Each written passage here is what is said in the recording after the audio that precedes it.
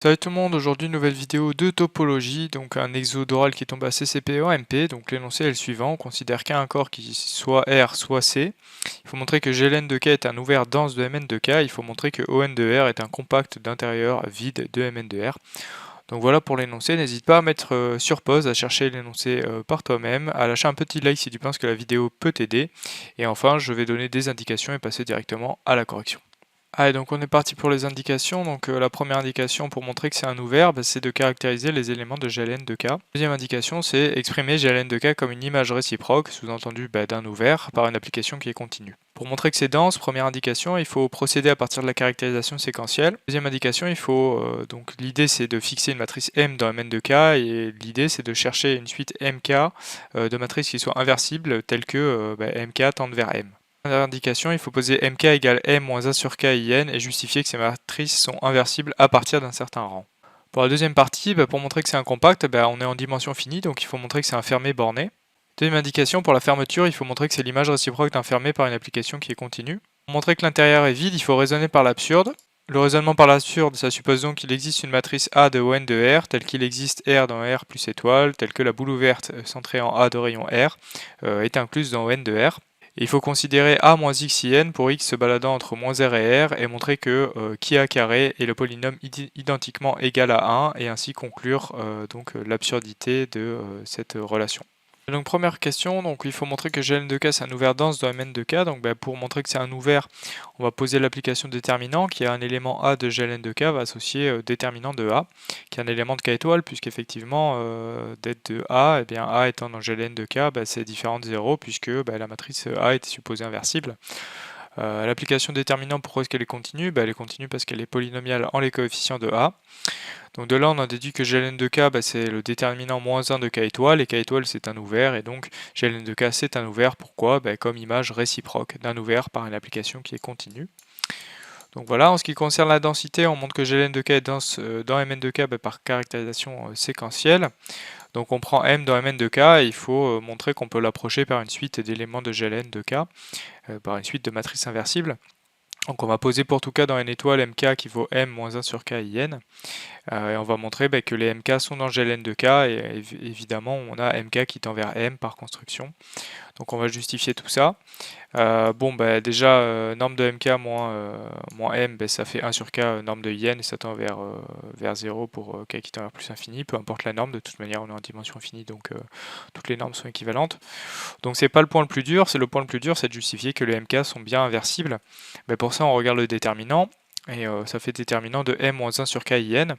Donc là, si on factorise par moins 1, ça fait le déterminant de moins 1 sur k in moins m, et donc le déterminant était une application n linéaire, on peut sortir moins 1 puissance n et obtenir z de 1 sur k in moins m, et donc on va récupérer le polynôme caractéristique de m évalué en 1 sur k.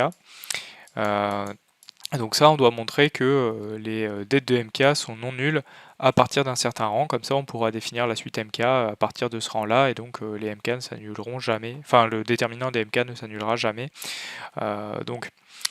Qui M, elle possède qu'un nombre fini de racines dans K.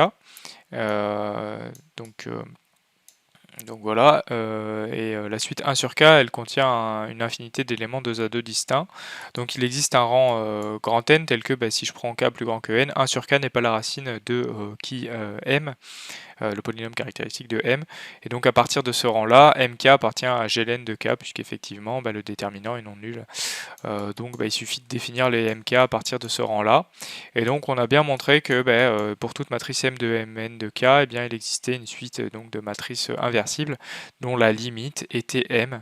Donc super, on a obtenu ce qu'on voulait, la densité et le fait que c'est un ouvert, donc Gln de K c'est bien un ouvert dense de Mn de K. Donc on est parti pour corriger cette deuxième question. Donc on veut montrer que On de R c'est un compact d'intérieur vide de Mn de R, donc deux choses, il faut montrer que c'est un compact et que son intérieur est vide. Donc pour montrer que c'est un compact, il faut se rappeler qu'on est en dimension finie, avoir le réflexe, ça il faut vraiment avoir le réflexe, de montrer du coup que On de R est fermé et borné. En ce qui concerne le bornage, on prend M dans N de R, chaque colonne de M est de norme euclidienne égale à 1, ça il faut se rappeler de cette propriété donc sur les espaces euclidiens.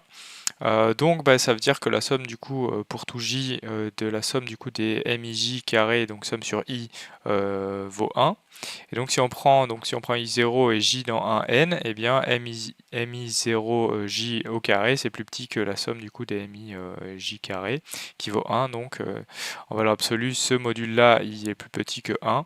Et donc si on passe au sup, on a que la norme donc des m infini est plus petit que 1, et donc 1 borne ON de R pour la norme infinie. Maintenant, en ce qui concerne la fermeture, on a une relation caractéristique, c'est que si on prend m dans ON de R, alors m fois donc sa transposée, ça fait IN. Donc pour montrer la fermeture, on va envoyer m sur IN par une application qui est continue, éventuellement une composée d'application continue. Donc c'est ce qu'on va faire. On va poser f, la fonction qui a m de mn de R va associer donc le couple m transposé de m qui est dans mn de R carré, et g donc de mn de R carré, attention je me suis trompé ici, qui a deux matrices A et B va associer le produit à B. Donc f elle est continue car linéaire en dimension finie, donc c'est pas compliqué. G de la même manière elle est continue car bilinéaire en dimension finie, donc pas compliqué non plus.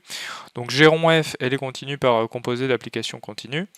Or, pour tout m dans ON de R, g rond f de m, qu'est-ce que ça fait? Ça fait m fois la transposée de m, ça vaut l'identité.